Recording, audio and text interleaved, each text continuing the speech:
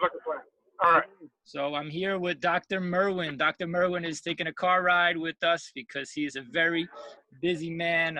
It is definitely an honor to get a chance to talk with you. And I know I was just talking with you, just saying I appreciate just how a hard worker you are, and your daughters are just brilliant, because you've done a great job teaching them. And I think sometimes people don't understand that. Like, they'll see a doctor like, oh, they're naturally smart, but you've worked very hard. You've done so much in India too, with helping other people. Like, you've done stuff with your intelligence, and you've made money, and you've used that money to help other people. So how have you been that example to your daughters, for people who are listening to this interview and just want to inspire their kids and to help them to live the best life that they can live? Help us out, Merwin. Tell us some things that you've done being a great dad. Well, one thing I found is that, ultimately it depends on how it touches their heart, the things that we do. So, like, I found that, like, doing things like taking them to serve the poor, like when we go on our trips to Honduras and when we go to the orphanage in India, like, no matter, how successful they are in their school or their college, that that they have that foundation of serving and giving, and because they don't see that in their schools and their colleges. So to be able to see the heart of serving, and also serving the really poor, the people who have nothing, and for them to experience that, I think, is a highlight for me. Like, I just know that that's impacting them. I know that in the future, as they grow up, these things they will remember, and it will be a standard for them, that it's not about all the glitz and the money and the fame that many of their friends will be going after, but they see like a foundation that comes from God, and what God really is looking for in their life.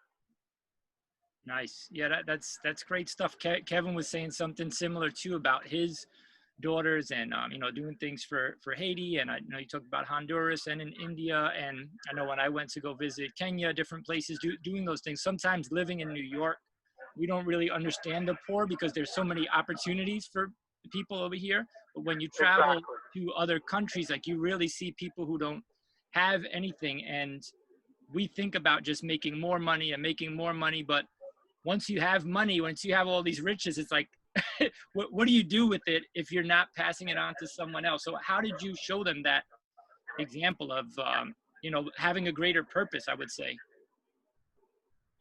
Yeah, I think, it is showing them by example, like really saying that this is important to me. Like, serving the poor is important to me personally, and it's not just something that you hear about or something that's in the news, but that you actually get your hands, dirty doing it. And also they see that our giving, to other people that are in need, even close to us. Yeah.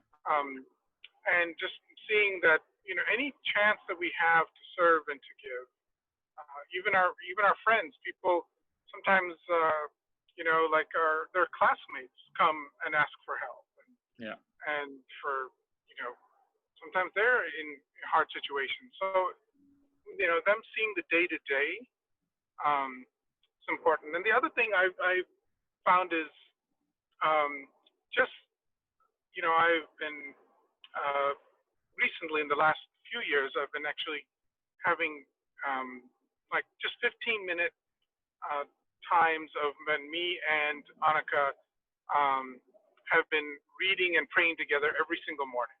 Yeah. So it's 15 minutes of Bible study with a few minutes of prayer, and we've been trying to finish the entire Bible in a year. And we already did it once last year, and so now we are doing it the second time this year. And so that's been, you know, um, a new journey for me, like just to kind of do this. And then every day, then I also ask, okay, so what did I get out of it, and what did you get out of it? And we have a little discussion at the end of every quiet time. And we do similar things for service. When we come out, what did you get out of it? And I find that those little 2-minute conversations are very important. After reading and after interacting, in some spiritual way. So I think that's been a new kind of journey for me, to do that. Nice. That's exactly what I was going to ask you. Like, how do you make time in your busy time? And sometimes it is that. It's just that quick 2-minute conversation and just being consistent in a day-to-day basis, setting aside those priorities. If just as we wrap up, it sounds like everything goes well, but I know there's some struggles. Do you want to just share, like, sometimes, when there is a struggle, or what might be the biggest challenge of connecting with your kids? So I think for me, the biggest struggle has been to make sure that my children feel like they have the right to make their own decisions. And it's I can be overbearing and just say, I'm telling you what's right, and this is going to be good for you, but to it's hard for me as a parent to basically be like, you know what, you have to completely decide on your own. I'm gonna, I've said a couple of words, but at the end of the day, it's going to be whatever you want to do. And I think allowing that complete free will is something that I haven't done well.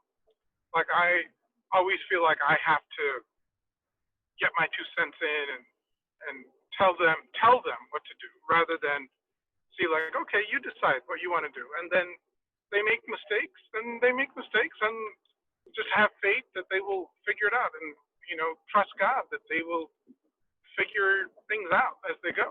And ultimately, I just keep praying for them. And basically, that's at a certain point, that's all we can do, is just be an example and pray. Wow. And beyond that, I think then we leave it to God. Yeah.